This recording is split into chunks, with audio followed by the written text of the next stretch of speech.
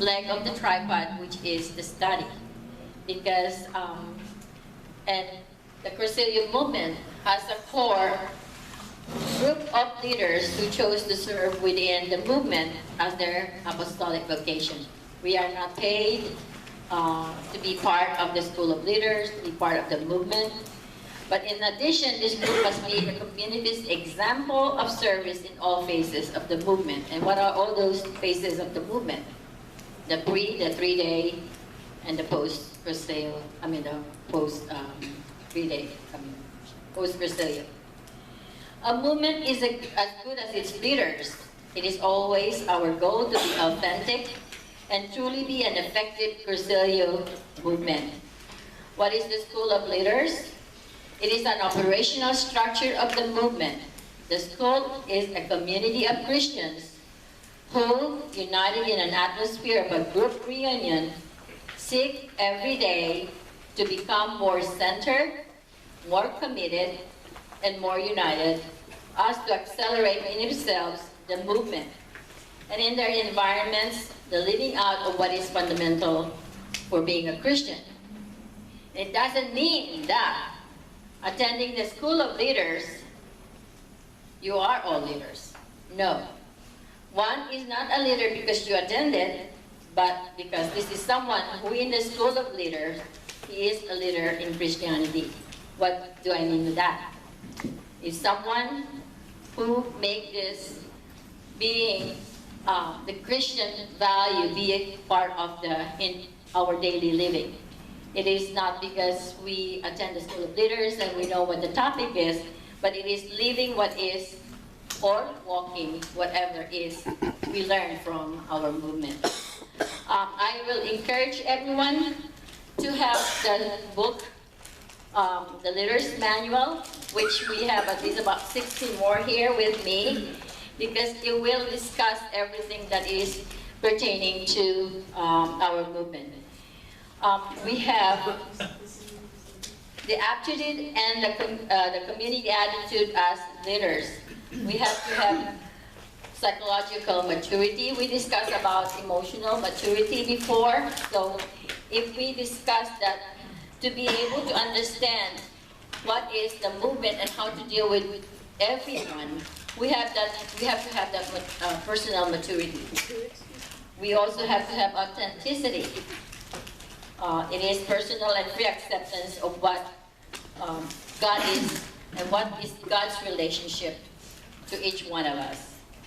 We have to have integrity, unity, and continuity of life, convictions, and constancy.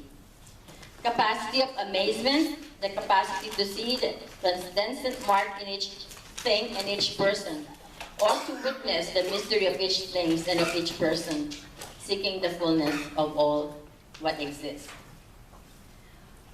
Also, we have to have attitude, investing in humility, justice, faith, hope, and charity.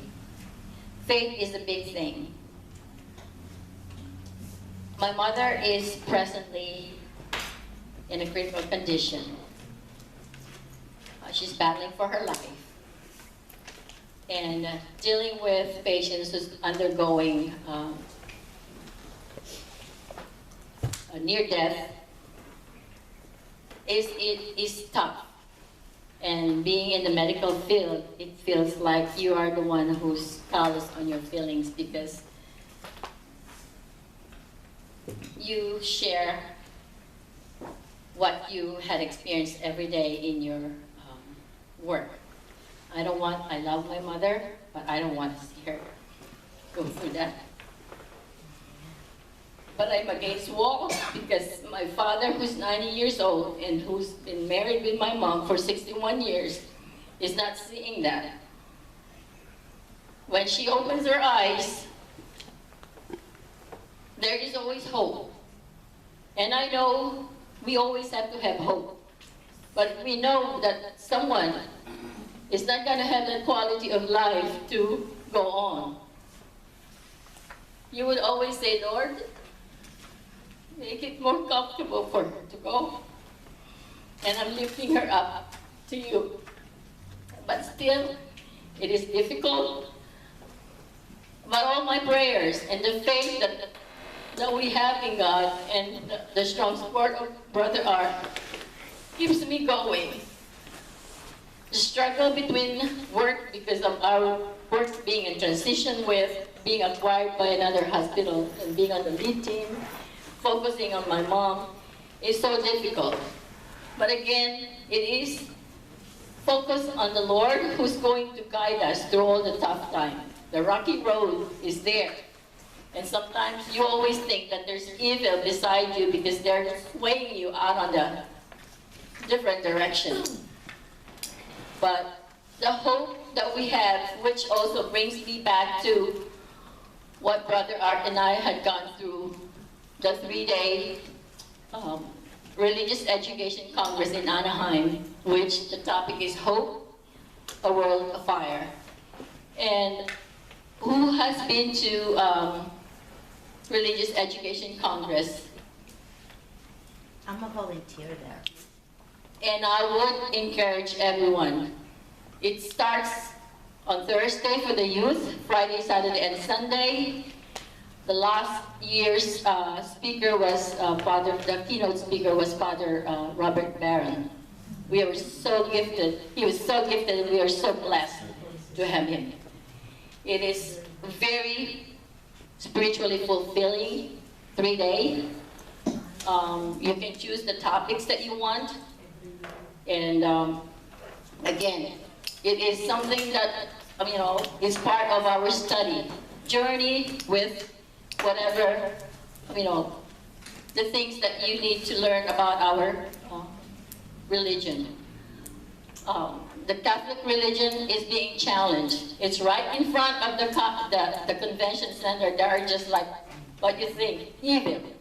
But if your focus is in the Lord, sometimes you don't want to look at them because you'll see this more in their heads.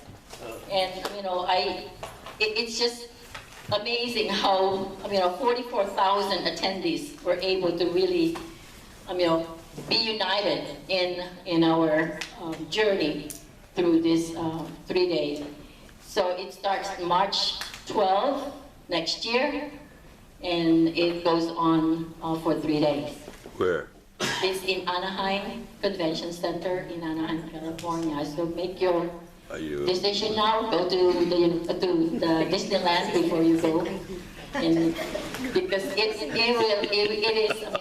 it's exhausting because you go from places to places and attending class. But again, if you're ready and you're prepared to really journey with with the lectures, it is a full book.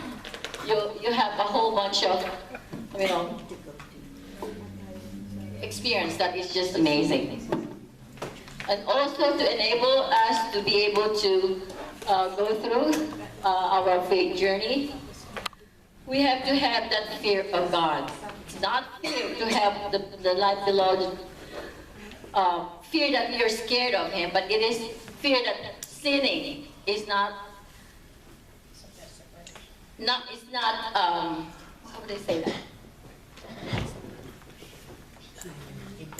Yeah, that sinning is not really what it displeases Him. That's what I meant. It displeases Him. So, you know what is the righteous and what is going towards His love. So I'm not going to go further. I would like Brother Art to share what we have, and most especially what the topic that was mostly discussed during our retreat over in this last March.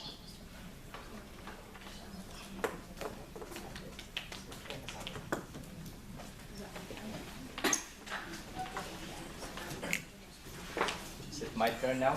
Okay, all right. Hi. Oh, without further ado, this is my better half, Thank you for that. Brother Art De Leon. Thank you for that joyful introduction. Okay, good evening, everyone. First and foremost, I would like to thank you for taking the time. You can hear me, right? Yes. Okay. I'm more comfortable without a microphone. for taking the time to be here tonight, and happy Easter to everyone.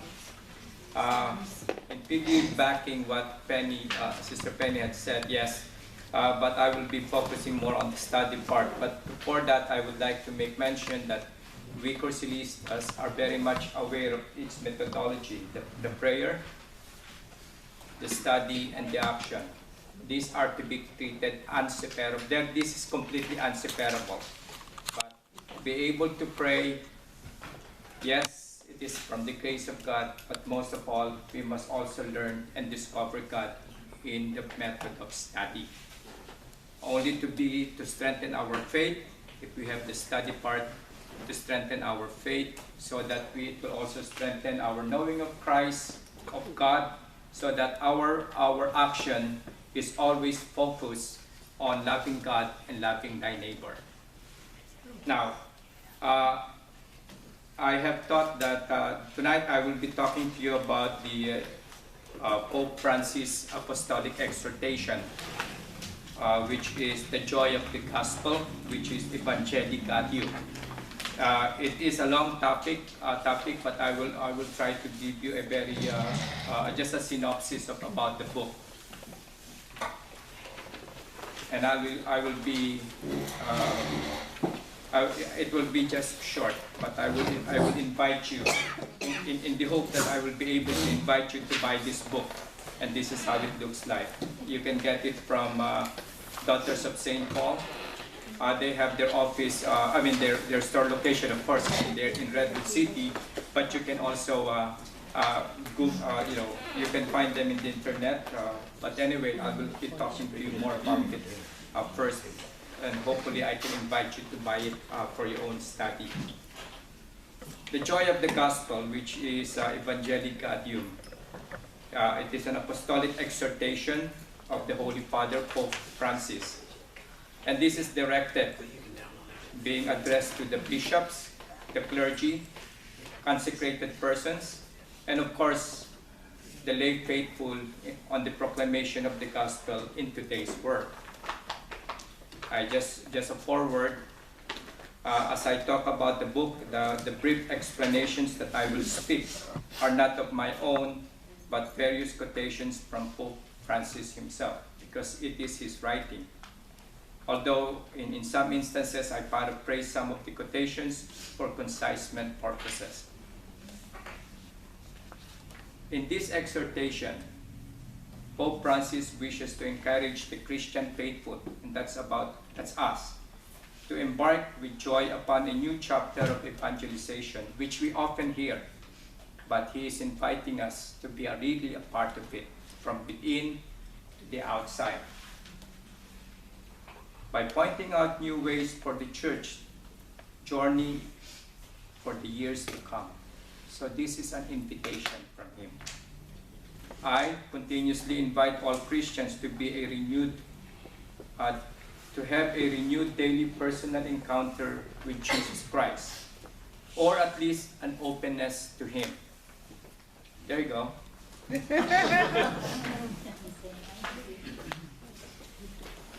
The Lord does not disappoint us.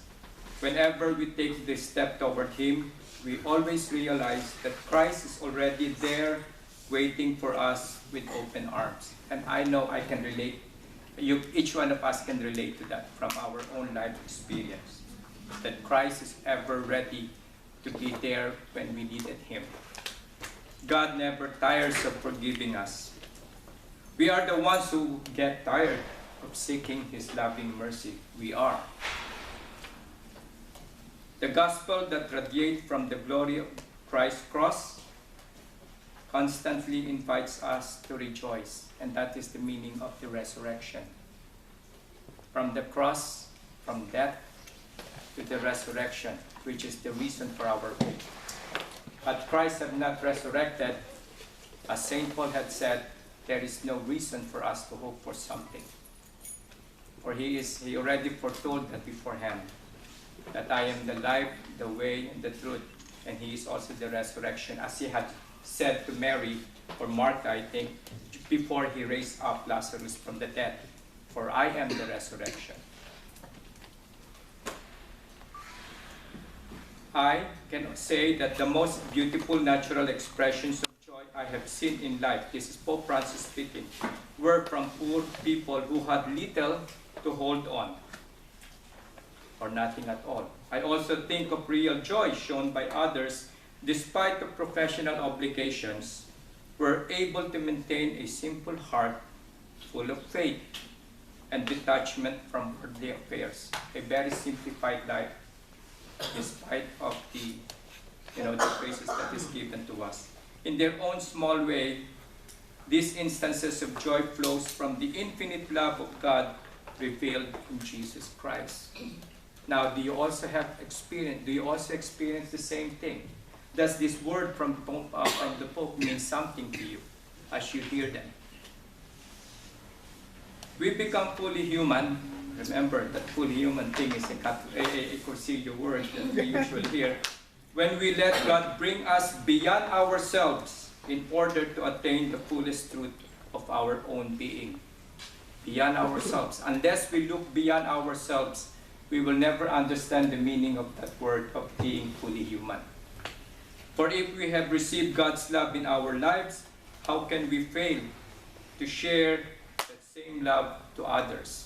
For what is given to us has to be shared. If we keep it, then we become stagnant in our spirituality. Our life doesn't have meaning. Even if I know so many things theologically or whatever level of intellectual knowledge or study I know, if I don't practice it, I'm just good as dead. Does that make sense to everyone? He is the one speaking to you, the Pope. So you will see also that as I say this one, you will see what's going on in the media. How does the media react to his day-to-day activity? I know because the media is really always at the back of him. In this exhortation, and on the basis of the teachings of the dogmatic constitution, Lumen Gentium, I have decided, among other themes, to discuss the following questions. So this is the questions that this book will try to answer to, and try to simplify it in our own understanding. The question of the reform of the Church in her missionary outreach. The question of the Church in her missionary outreach. Gay marriages, abortion, so those kind of issues. The question about temptations faced by pastoral workers. We are those pastoral workers. That is what we are called for. That is by virtue of our baptism to be missionary. Not because we are cursilista. Yes, it is only a means, but that's not the end. The goal is to be part of the people of God and to bring that people along with ours into Christ. The question of the church being understood as the entire people of God that evangelizes. At first, we always thought that the evangelizers will always be to be the priests and the religious.